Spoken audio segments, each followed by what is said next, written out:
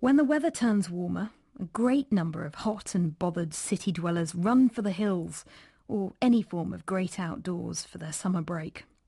Sweden is one of those places renowned for its wilderness, but its population doesn't spread out and luxuriate in that space. No, no, no.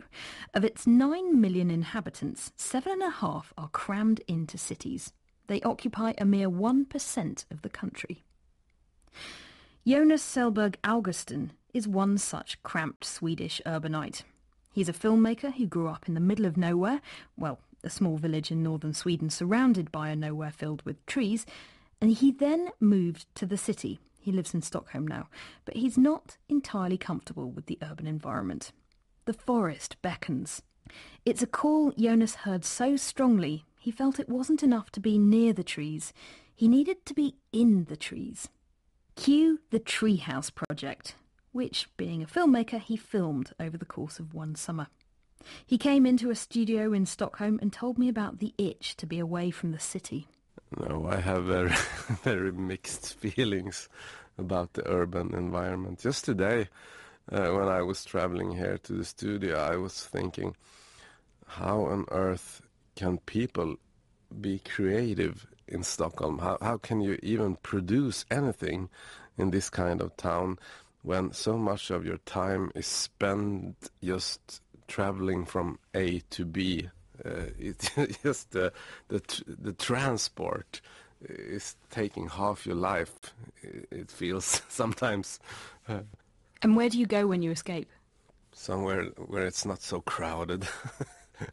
But it's often to my home environment, just in the forest or in a little cabin somewhere. Maybe to your treehouse? Yeah, absolutely. Your film is about you building this treehouse. It's not just any old treehouse, is it? Describe it to me. It's built in an old pine tree, and I think it's about 2 by 3 meters something, and it's got a little veranda with a view over a lake, and it's about 10 meters up in the air, and it's got room for 2 people to sleep in it, and it got a little desk when you can sit and do something, writing or whatever you want, and yeah, that's about it. And it's kind of strapped round the tree, isn't it?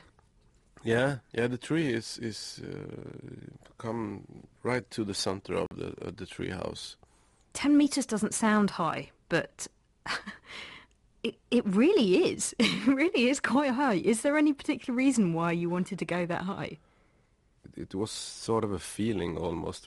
It just felt right. Yeah, so we started to notice it when people visit it, and it puts you in a very special kind of state of mind when you climb up in it. It's like you leaving the reality or leaving the ground for a it perhaps sounds strange, but I think people are filled with a strange kind of wonder when they go up in the treehouse. Not everyone's convinced.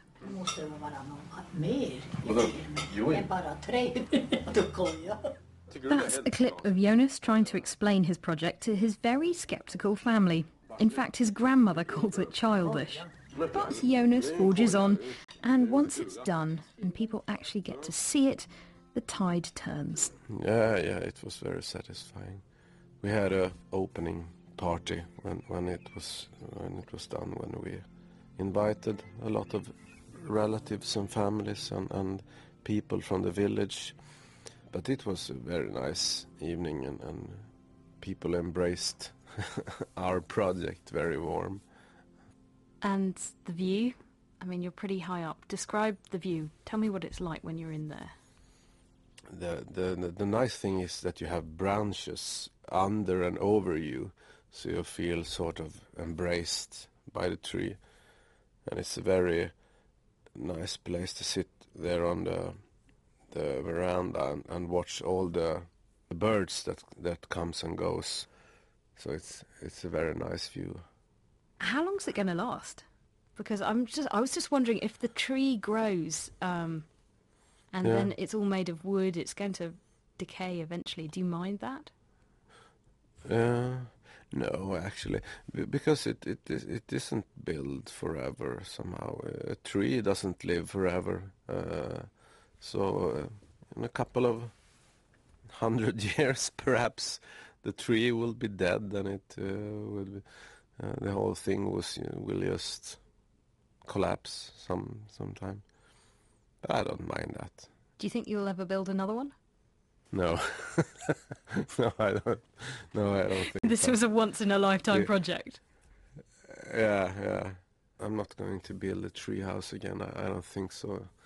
We had a interesting project in just the village of Harrods, who was a project inspired by this film, and it's called Tree Hotel. It's a local firm who have started a project where they're building several tree houses and are renting out to tourists, and it has been a very I all over have the heard of world. that. That's been inspired Mm. by your film. Yeah, You're starting a trend. yeah, a tree house trend. What is it about trees? Why do you like them so much? I think they sort of symbolizes the opposite of urban society. In an urban environment, so much is about input, uh, and it's very nice to get to a place when the input level isn't that high, and I that tends to drawn out the creativity in me at least. You spent a whole summer making this treehouse. Was that a summer well Mm. spent? Yeah, when I looked back to it was very tough summer and so on, but it was a memory that I am very fond of. So I think it was a very nice summer. And Jonas's film is called The Tree Lover. Or, Jonas, say it in Swedish. Trädälskaren. There we go. And we'll put Mm. links up to that on our website. Jonas, thank you very much. Thank you. That's it for our summery themed show. Earthbeat is produced by Anik C, Marika Peters, Fiona Campbell and Louise Doddard. Chris Chambers is our managing editor. I'm Marnie Chesterton. Join us again next week for another edition of Earthbeat from Radio Netherlands Worldwide.